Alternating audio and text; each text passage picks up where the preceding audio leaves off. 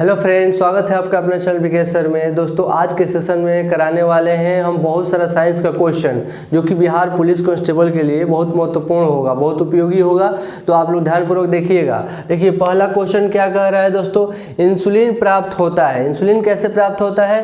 अदरक के प्रकंद से प्राप्त होता है कि डालिया की जड़ों से प्राप्त होता है? तो पहले हम लोग जानेंगे कि इंसुलिन होता क्या है। देखिए इंसुलिन एक हार्मोन होता है जिसका निर्माण अग्नाशय में होता है। शरीर में बहुत सारा कार्बोहाइड्रेट को रक्त शर्करा में बदल देता है और रक्त शर्करा जो होता है इंसुलिन के मदद से, इंसुलिन के हेल्प से वो ऊर्जा में परिवर्तित कर देता है। और ऊर्जा जो होता है, यदि ऊर्जा प्रोक्रिएटिक ऊर्जा बंद कर दे बनाना, यानी कि इंसुलिन से ऊर्जा बनाना बंद कर दे तो हम लोग को मधुमेह रोग से ग्रसित हो जाते हैं। इसीलिए इंसुलिन बहुत मोस्ट इंपॉर्टेंट होता है दोस्तों। और एक क्वेश्चन और आप लोग जान सकते हैं इंसुलिन से।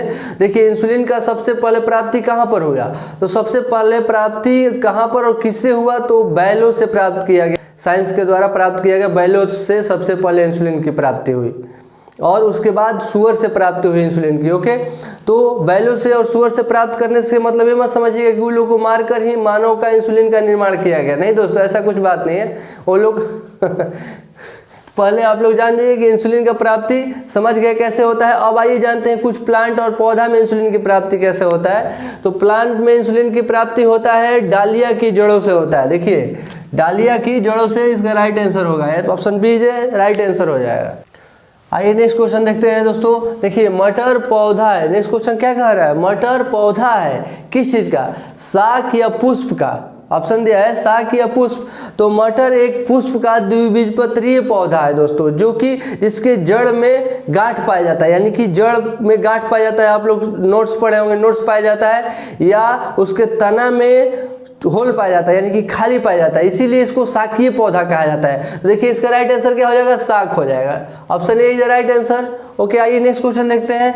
जड़ के द्वारा वनस्पति प्रजनन कौन दर्शाता है? जड़ के द्वारा वनस्पति प्रजनन कौन दर्शाता है? तो जड़ देखिए शकरकंद में पाया जाता है। शकरकंद जो होता है जड़ीय पौधा होता है। आलू तो आप लोग जानते होंगे तना का पौधा होता है। तना और पत्ती और जड़ वाला सब पूरा टॉपिक क्लियर करा चुके हैं, पीछे बता चुके हैं। यदि जो नहीं देखे होंगे वीडियो लिंक डिस्क्रिप्शन में दिया गया है, आप लोग जाकर देख सकते हैं। तो शकरकंद कैसा होता है? जड़ीय पौधा होता है। आप लोग पिक्चर के माध्यम से यहाँ देख सकते हैं।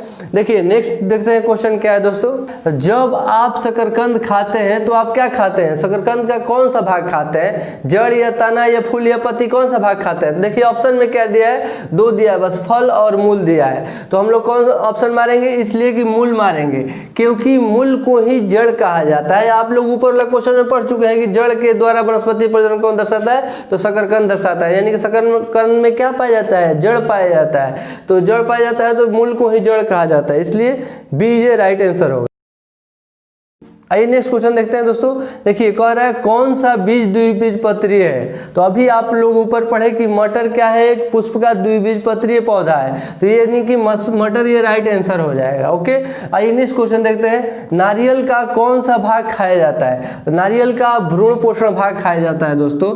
आप लोग पिक्चर में देखे होंगे नारियल का हम लोग निकाल देते हैं, ऊपर वाला भाग भी और नीचे पानी भी होता है। बहुत सारा पार्ट, उसका जो उजला पार्ट होता है भ्रूण पोषण पार्ट, वही हम लोग खाते हैं। ओके, तो देखिए नेक्स्ट क्वेश्चन देखिए। हल्दी के पौधे का खाने लायक हिस्सा कौन सा होता है? तो हल्दी के पौधे का खाने लायक हिस्सा कौन सा होता है? तो पहले आप लोग को जानना होगा कि हल्दी कौन सा भाग में पाया जाता है, खाने वाला भाग। तो तना या जड़? तो तना में पाया जाता है, तो तना को ही प्रकंद कहा जाता है। इसलिए A option is right answer हो जाएगा दोस्तों। इसीलिए आप लोग को डिफरेंट नाम दे रहे हैं कि ताकि कोई भी ऑप्शन में आए तो आप लोग से चूक ना हो। आप लोग आसानी से कर दीजिए।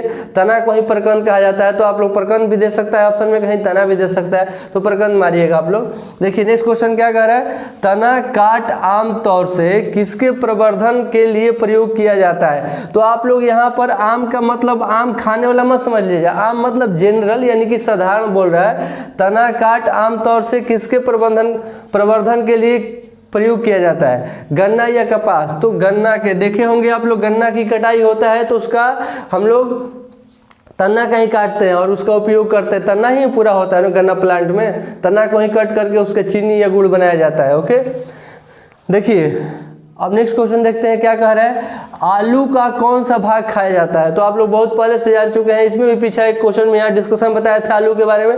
तो आलू क्या होता है, तना भाग होता है, आलू का तना वाला भाग ही खाया जाता है दोस्तों। ओके, इसमें जड़ नहीं प्राप्त किया जाता है।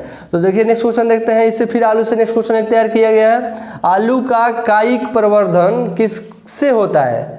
आलू का कायिक प्रवर्धन किससे होता है, बीज से या तना से। तो अभी आप लोग पढ़े तना से।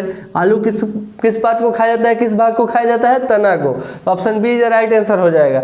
आइए नेक्स्ट क्वेश्चन देखते हैं दोस्तों, कौन सा रूपांतरित स्तंभ होता है। तो देखिए यहाँ पर क्वेश्चन पहले समझना होगा, क्वेश्चन यदि आप लोग समझ जाइएगा तो आंसर तो आराम से दे सकते हैं आप लोग। तो कौन सा भाग रूपांतरित, क्वेश्चन क्या कर रहे हैं, कौन सा रूपांतरित स्तंभ है। तो पहले समझना होगा कि रूपांतरित के मतलब क्या होता है, फिर स्तंभ के मतलब क्या होता है। रूपांतरित मतलब वो 1 + 2 अदर प्लस कैसे होता है, एक जगह बदलता है। तो उसी तरह एक अवस्था से दूसरी अवस्था में परिवर्तन होता है, रूपांतरित हो गया।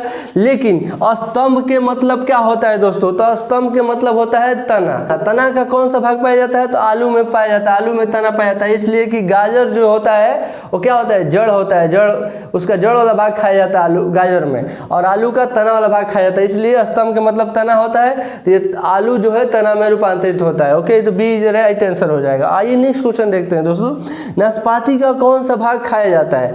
नाशपाती का गूदेदार पुष्पासन भाग खाया जाता है। आप लोग खाए भी होंगे और देखे भी होंगे, नाशपाती जो खाते हैं हम लोग, गूदेदार उसका जो भाग होता है पुष्पासन और गूदेदार भाग वही खाया जाता है।